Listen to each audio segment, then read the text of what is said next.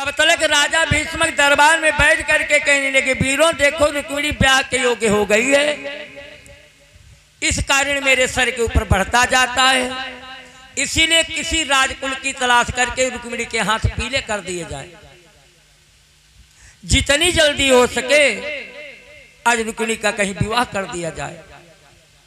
राजा भीष्मक की बात सुन करके सभी दरबारी बारी बारी से राजाओं के नाम बताते हैं। घंटों तक चर्चा चलता, लेकिन रुक्मिणी का ब्याह कहीं पर तय नहीं हुआ। अंत में रुक्मिणी का भाई रुक्म कहने लगा, पिताजी कहो तो मैं भी अपने हृदय का हाल कहूं। राजा भीष्मक ने कहा, तुम्हारे हृदय का हाल कहा है? तो रुक्म ने कहा, पिताजी देखो मेरे विचार से अगर देखा जाए तो रुक्मिणी बहन के योग्य चंदेरी का राजा शिशुपाल जो हमारा साला है, कुल भी अच्छा है, बल भी अच्छा, जग में प्रभुताई अच्छी है, लेकिन हम दावे के साथ कहता सब तरह से सगाई अच्छी है, मेरे मित्र शिशुपाल के साथ में शादी कर दी जाए। लेकिन राजा भीष्मक इस बात को अनसुनी कर देते हैं। इतने में रुक्म का छोटा भाई कहने लगा, पिताजी कहो तो मैं भी अपने मन की कहूं। तो भीष्मक ने कहा, सभी को आदेश अपने अपने विचार प्रकट करो।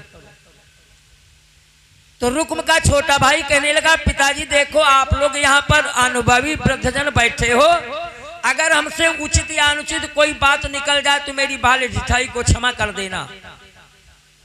सभी ने तो अपने अपने रूपक प्रगटाए, लेकिन हमारे विचार से रूपक सभी झूठे हैं, और मेरे विचार में ब्रजचंद्र नंद नंदन जो शेष मही दीपक कहलाते हैं।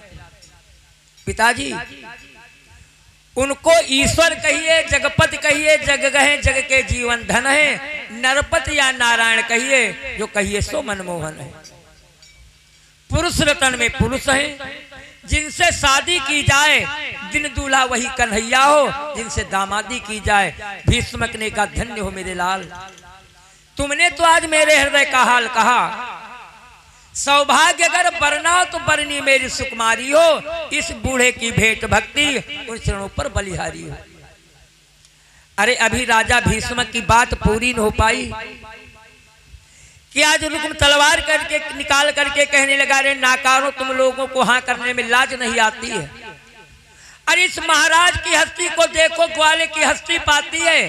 अरे वीरों, जिसने 16 साल तक बाबा नंद के घर में गायों को चरा करके गुजर चलाता रहा, नापाक मलेक शहीरों का जूठा मीठा भोजन खाता रहा, पहले तो उसका नाम नंद नंदन था, अब तो वासुदेव कहलाया है।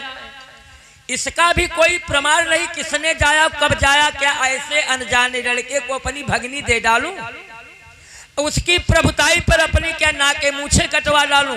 अगर ये शादी पक्की हो गई तो जालो तलवारें चल जाएंगी।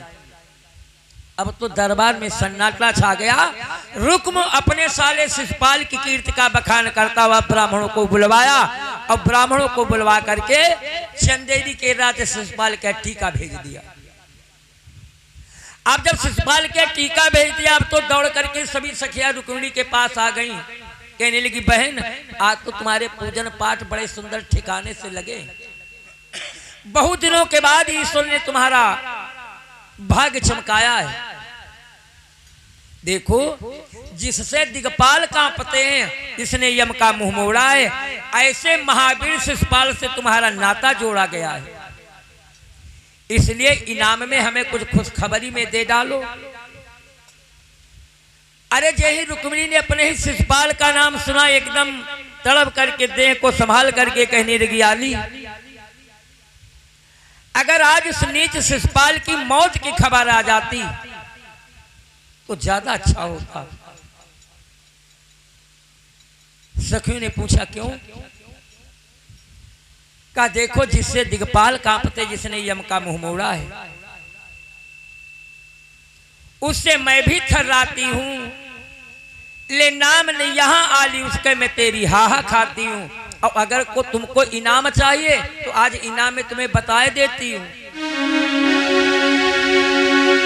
इसके इनाम में किसी रोज मेरी चमड़ी मिल जाएगी, अगर ये शादी पक्की हो गई तो लाश पड़ी दिखलाएगी।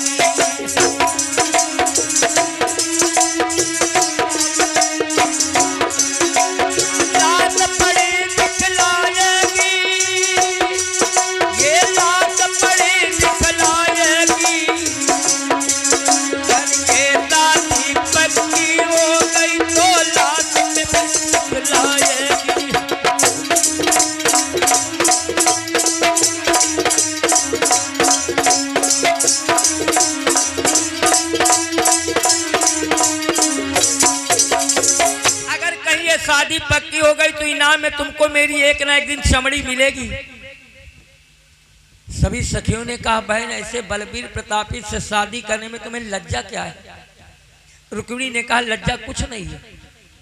दिल में जगह कब होती जब दोनों की आत्माएं एक मिल जाती हैं। आज रीत प्रीत की धाराएं दिल ही से दिल में आया करती है। अगर मैं शादी करूंगी तो कृष्ण के साथ में करूंगी, अन्यथा मैं कुंवारी रहूंगी। का क्यों? तो रुक्मिणी सभी सखियों से कहती मैं विवाह नहीं करूंगी, और करूंगी तो कि हम जा पना